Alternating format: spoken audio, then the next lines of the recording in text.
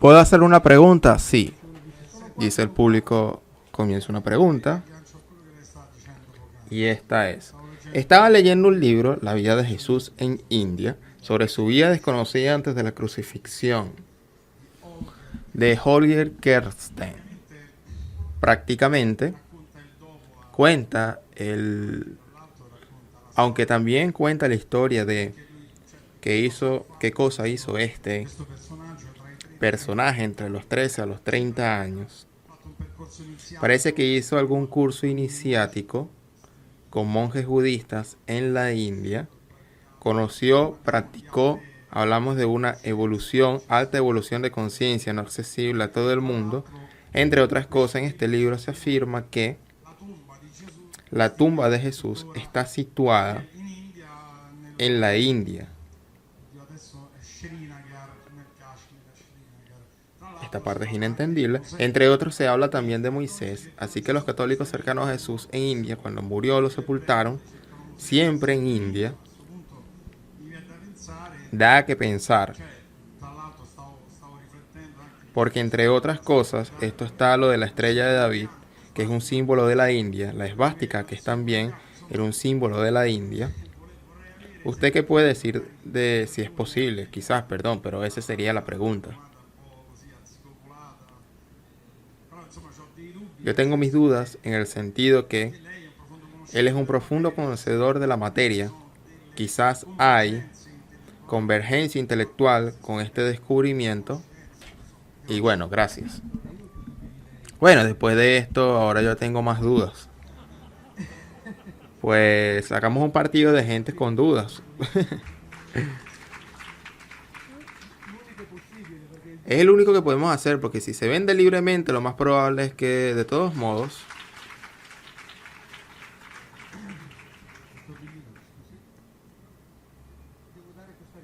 debo dar esta respuesta porque de otra forma crearía otra duda. Digamos esto. Leyendo obviamente el Evangelio y leyendo un poco de lo que era la situación, cultura social judía de ese momento, si yo tuviera que dar un parecer mío, ya que me lo ha preguntado, sobre la preparación de Jesús, a mi parecer que se preparó una de las dos grandes escuelas rabínicas del templo, que eran la escuela de Rabbi Nem y la escuela de Rabbi Shammai, que eran escuelas puristas, más rigurosas, al contrario a la otra. Tendía a interpretar la antigua escritura según el sentido común, la de Shammai, la de Hillel, y la que en las afirmaciones que hacía Jesús encuentro precisamente las mismas afirmaciones que hacían los maestros de esta escuela.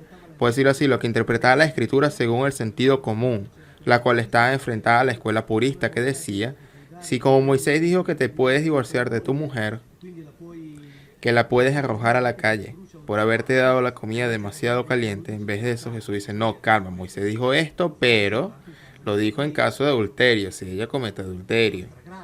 Muy evidente, ahora, de otra forma no puede. No fuiste hecho para el sábado, pero el sábado fue hecho para ti, lo decía la misma escuela. Él la cita mucho, por ejemplo, en el Evangelio de Mateo, lo cita muchísimo, y también los llamados profetas menores. Así que si debo, basándome en las escrituras que yo leí, decir dónde se preparó, yo diría que se preparó una de estas dos escuelas rabínicas del templo, la de Shammai o la de Hillel.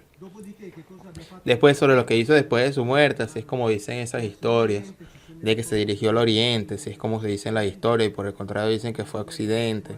La famosa historia de los tres en Francia, la dinastía de los merovingios, a través de la princesa Sara, que es la hija de Eli, de Magdalena, y que si nos ponemos a analizar el campo de las hipótesis es larguísimo, por lo cual nadie podría tomar un camino o una posición clara. Pero entre otras cosas he escuchado citar, no sé si recuerdan el discurso en el cual Jesús tiene la llamada transfiguración, que él se encontraba en el monte con Pedro, etcétera, sus apóstoles, y Jesús asume, digamos, en un estado físico particular, luminoso, etcétera, etcétera, etcétera, y se le presentan a Moisés y Elías. Lo curioso es que Moisés y Elías, junto con Enoc, son los dos personajes que en la Biblia se dice que no murieron. Elías se fue llevado por los Elohim a través de un ruach, que le dicen carros de fuego en la traducción, y nadie supo más nada de él. De Moisés se dice que en la Biblia esto es curioso porque la Biblia dice, cuando decide retirarse a morir, él gozaba de perfecta salud. Iba a morir, porque no tenía permitido entrar en la tierra de Israel, etc. Él va a morir en la tierra de Moab. Pero nadie lo ve morir. No se sabe dónde está su tumba. Precisamente se dice porque está debajo de esto, es una de las hipótesis. Giuseppe Flavio, cuando relata en todo su libro La Antigüedad Judía, dice, hace una afirmación extraordinaria. Dice que cuando Moisés llega a este valle de Moab, bajó una nube y se lo llevó lejos. Ahora bien, nube en el término en el cual el Antiguo Testamento se indica los objetos voladores de los Elohim. Y dice, y después Moisés fue forzado a escribir que había muerto, para que nadie pudiera decir que se había ido con Dios. Así que, ¿quién se le presenta a Jesús? Dos que habían sido llevados por los Elohim, Moisés y Elías. Puede ser una coincidencia, ¿eh? Puede serlo, al menos es algo muy, muy, muy curioso. Sí. Entonces haga un acto de fe. A ver, otra pregunta. Sí, dígame. A propósito de la pregunta que hizo antes el señor.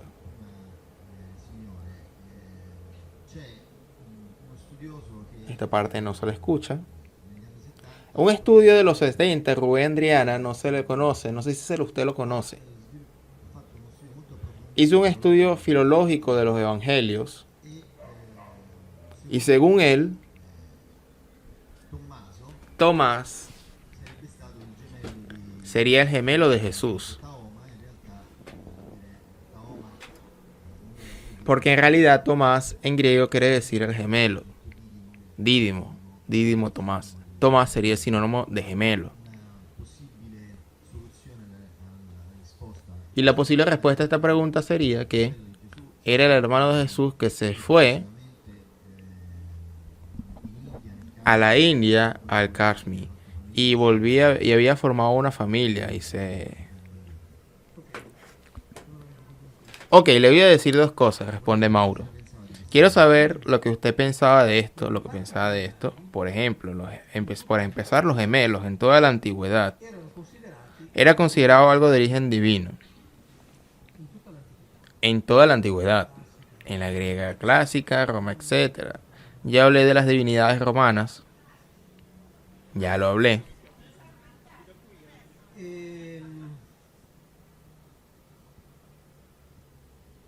Y ocurre que cuando intervenían estos Elohim, se producía en efectos partos gemelos. Pensemos en el ejemplo típico de Jacob y Esaú.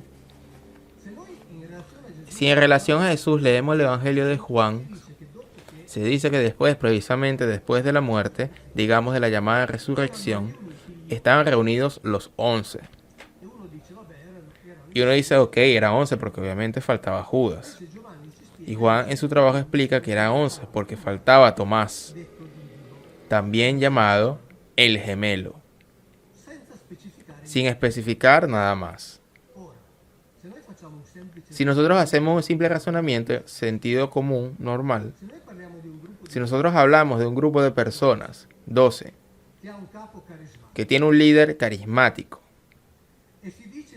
y uno de los 12 se dice, este es el gemelo, sin decir de quién, ¿cuál es el primer nombre que se viene a la mente? Que sea gemelo del jefe, ¿no? Porque de otra manera se hubiera dicho, este es el gemelo de Andrea, este es el gemelo de Pedro, no, el gemelo por definición. Así que esto confirmaría lo que usted dijo. Y esto está en el Evangelio de Juan, en los canónicos.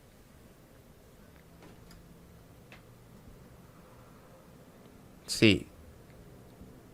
Esta pregunta, exactamente, así que de hecho Él puede ser el resultado de la intervención de uno de ellos. El hecho de que haya podido tener un gemelo, por ejemplo, explicaría otra razón o otra cosa. Cuando Judas lo señala, como ustedes saben, le da el famoso beso para reconocerlo. Ahora, cuando uno besa a una persona, no es que, es decir, no le besa, sino que lo agarra, lo abraza, lo toca. Es como decir, lo tengo agarrado. Así, para que no se confunda, se los muestro de esta manera. Era de noche, era un jardín y no había mucha luz. Era un bosque y entonces va Judas y lo abraza, lo besa y lo tiene agarrado, como dije, se aferra a él. Si era, lo lleva preso la cohorte, que era la sexta parte de la décima parte de una legión, es decir, 600 hombres armados, para ir a detener a 12 niños vendedores de flores, imagínense. Que decían, si nos dan una afetada, vamos a dar el otro lado, ponemos la otra mejilla, hagan el bien a todos. 600 hombres para apresar a 12 vendedores de flores. Me la creo.